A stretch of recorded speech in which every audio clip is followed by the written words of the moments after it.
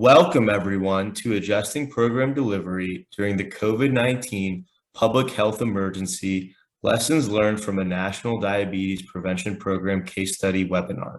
Today, we are pleased to share findings from a case study we completed in 2021 to learn more about how CDC-recognized organizations adapted to the COVID-19 public health emergency and adjusted program delivery to enroll and retain participants in the National Diabetes Prevention Program, or National DPP Lifestyle Change Program.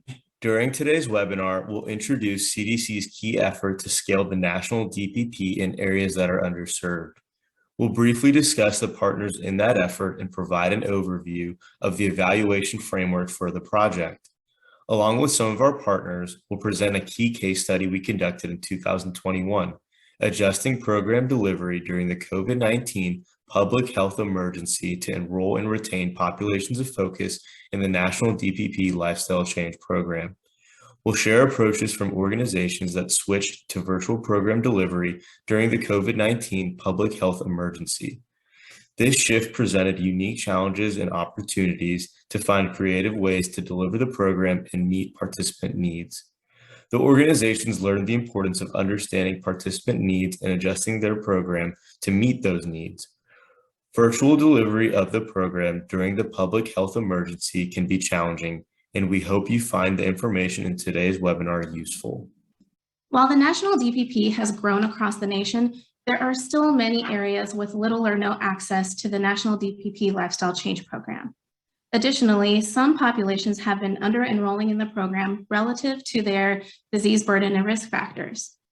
Through a project called Scaling the National Diabetes Prevention Program in Underserved Areas, or DP 1705, CDC's Division of Diabetes Translation funds 10 national organizations with affiliate delivery sites in at least 3 states to further build the national DPP infrastructure in underserved areas and increase the availability of the evidence-based lifestyle change program for adults with prediabetes or at high risk for type 2 diabetes. And with this project, there's a particular focus on certain populations. The populations of focus include Medicare beneficiaries, men, African American, Asian American, Hispanic, American Indian, Alaska Native, and Pacific Islander persons, and non-institutionalized people with visual impairments or physical disabilities. Since 2017, these national organizations have worked with their affiliate delivery sites to carry out strategies to expand the reach of National DPP. Strategies to support this expansion include increasing the availability of CDC-recognized organizations in underserved areas, increasing clinician screening, detection, and referral of adults with prediabetes or at high risk for type 2 diabetes to CDC-recognized organizations, increasing awareness of prediabetes and enrollment in the Lifestyle Change Program, increasing retention rates for participants in the Lifestyle Change Program, and finally, increasing benefit coverage for participation in the Lifestyle Change Program. The awardees for this project include Black Women's Health Imperative, Association of Diabetes Care and Education Specialists, National Alliance for Hispanic Health, Trinity Health, Balm and Gilead, Imagine Health, American Diabetes Association, National Association of Chronic Disease Directors, Association of Asian Pacific Community Health Organizations, and American Pharmacists Association Foundation. For more information about 1705, you can visit the CDC website. As part of this CDC project, we conduct a national evaluation.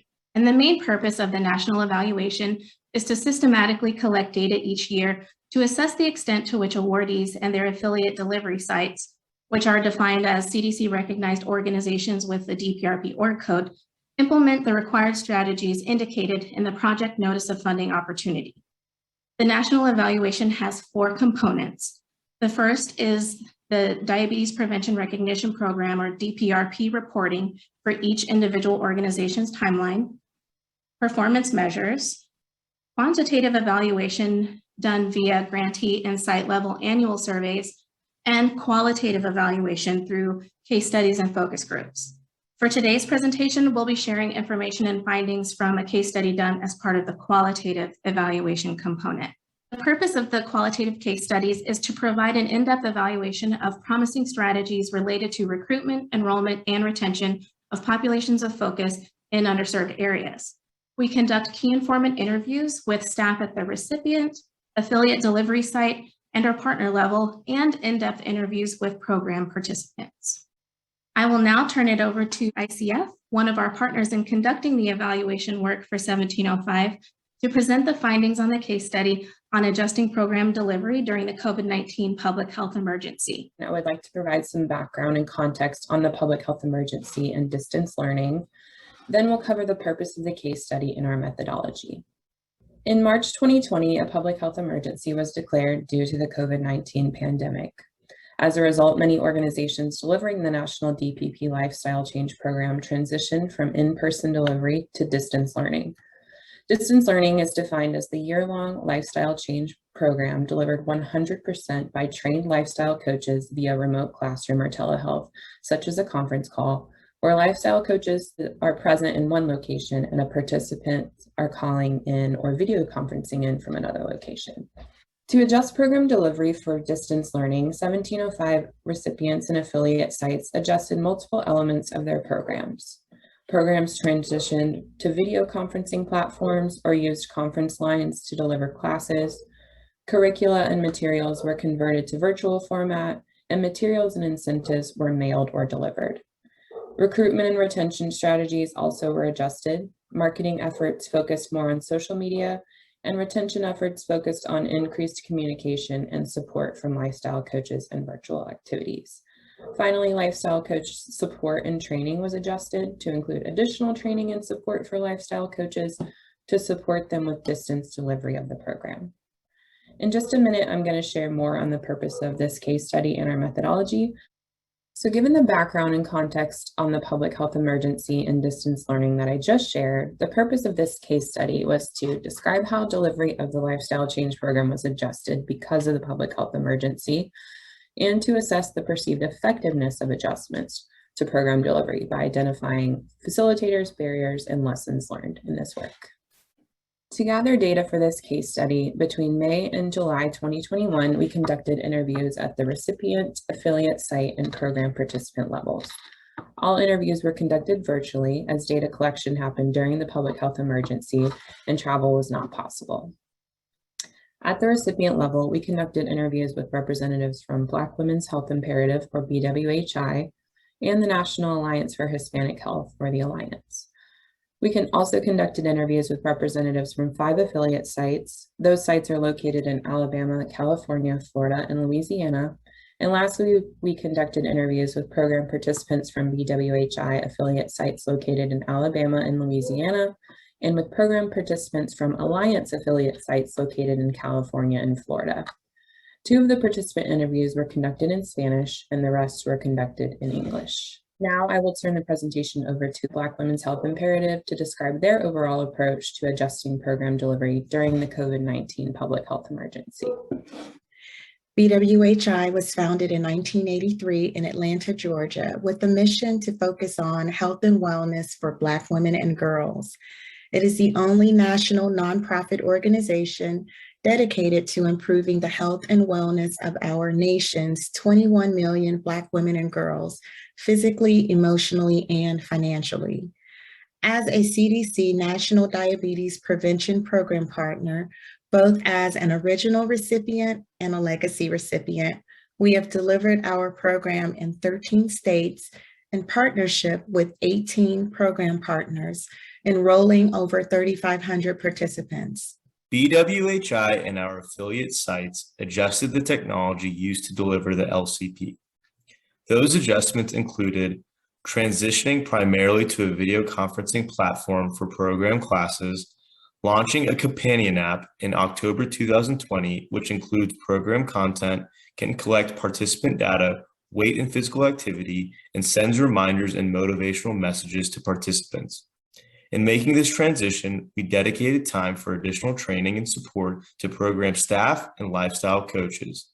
Our lifestyle coaches also have the ability to collect participant data virtually through email, text, breakout rooms, the BWHI app, and fitness apps, depending on which platform they are using. In addition, BWHI and our affiliate sites adjusted the program curriculum, content, and materials. We converted the existing curriculum to a virtual format using Canva, which is a graphic design software for easy virtual presentation. We emphasized the existing stress management module to aid participants facing additional stressors related to the public health emergency. We printed and mailed program materials for participants who could not access them virtually. We also mailed incentives like measuring cups and activity bands to participants. BWHI also provided supplemental content like helpful articles, encouraging messages, and program reminders through the BWHI app. We also offered supplemental activities like cooking demonstrations and game nights virtually. BWHI and our affiliate sites also made adjustments to recruitment and retention strategies. To reach potential participants, we increased the use of social media to announce new cohorts and advertise the program. We also used related aspects of the public health emergency to increase the relevance of marketing with slogans like, "Have you gained the quarantine 15? If so, join our lifestyle change program." BWHI affiliate sites cross-promoted their programs to patients visiting clinics for other reasons. They also expanded the geographic area of focus used to recruit participants, which allowed them to recruit from other areas of their states and other states. To aid retention, we used reminders and encouraging messages in the BWHI app to keep participants engaged. We included those supplemental activities like those virtual game nights and cooking demonstrations for participants to attend virtually. We also continued to offer incentives to participants and mailed those to their homes. BWHI provided extensive support and training to affiliate sites to deliver the program virtually. This included training on using video conferencing technology and strategies for effectively overcoming barriers to change in a world that is so drastically changed by the public health emergency. In addition, affiliate sites provided training and support for their lifestyle coaches. Our affiliate sites also allocated additional time for lifestyle coaches to deliver the program virtually. Now I will turn the presentation over to the Alliance to describe their overall approach to adjusting program delivery during the COVID-19 public health emergency. The Alliance is a nonprofit and nonpartisan advocacy organization founded in 1973. The mission of the Alliance is to achieve the best health for all. The Alliance works to improve the life of Hispanic people by ensuring that health incorporates the best of science, culture, and community. Our focus is investing in community-based organizations, working with national partners, examining and improving available systems, and designing solutions to make health an integral part of each person's life. Our affiliate sites adjusted technology used to deliver the LCP. Affiliate sites provided individualized technology solutions based on the needs of their population of focus. They used live meeting platforms and conference phone lines to deliver the program virtually. They also helped participants access free cell phone programs. They also provided extensive training and support to participants on technology used to deliver the program. In addition, our affiliate sites adjusted the program curriculum, content, and materials.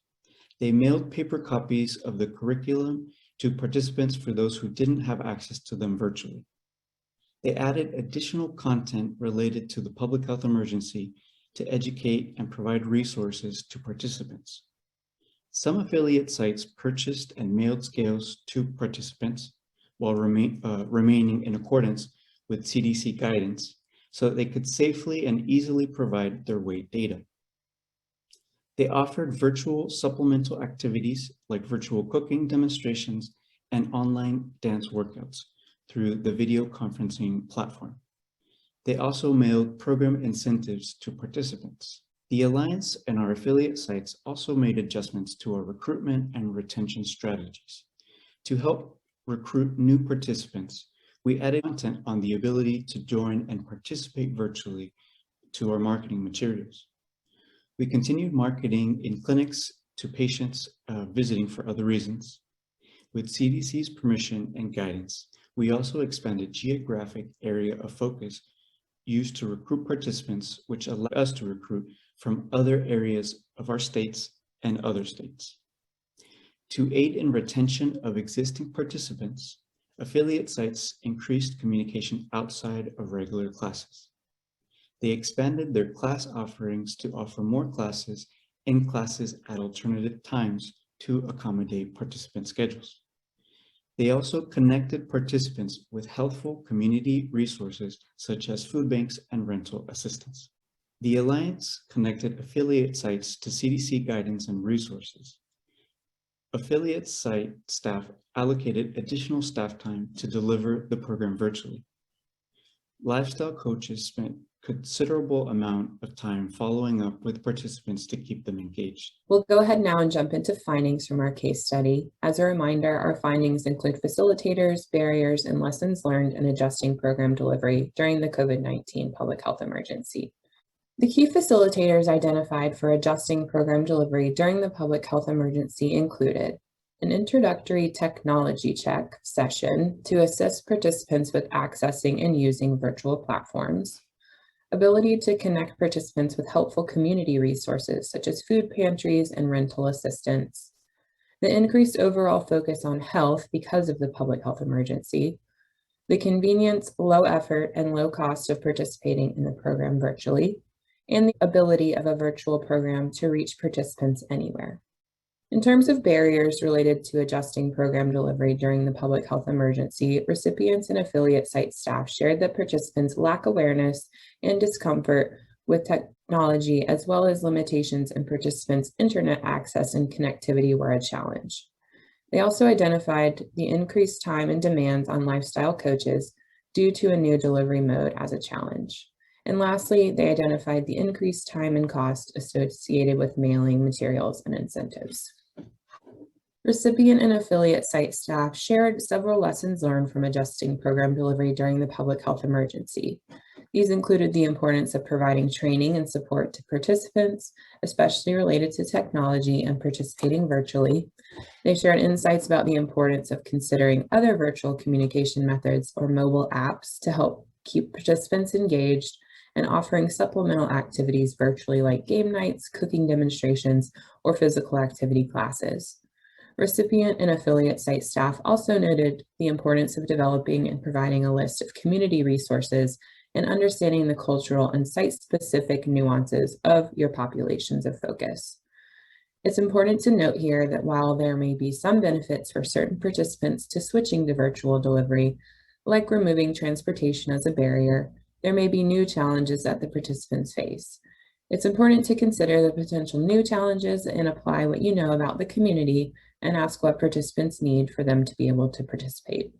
Additional lessons learned included the importance of preparing, training, and supporting program staff on using the technology, allowing extra time and resources to accommodate the increased demand on lifestyle coaches and staff to assist participants with technology, being flexible and supportive with program staff as they adjust to the program delivery and face other challenges related to the public health emergency, and providing ongoing support and bringing lifestyle coaches together to share successes and challenges. So for additional information on this topic and other topics that we've studied through the evaluation of 1705, we've developed Keys to Success tip sheets, emerging practice documents, and webinars. So we encourage you to please visit the National DPP Customer Service Center at nationaldppcsc.cdc.gov to access these resources and more. This concludes today's presentation. Today's webinar will be recorded and posted on the National DPP Customer Service Center. Thank you so much for joining us.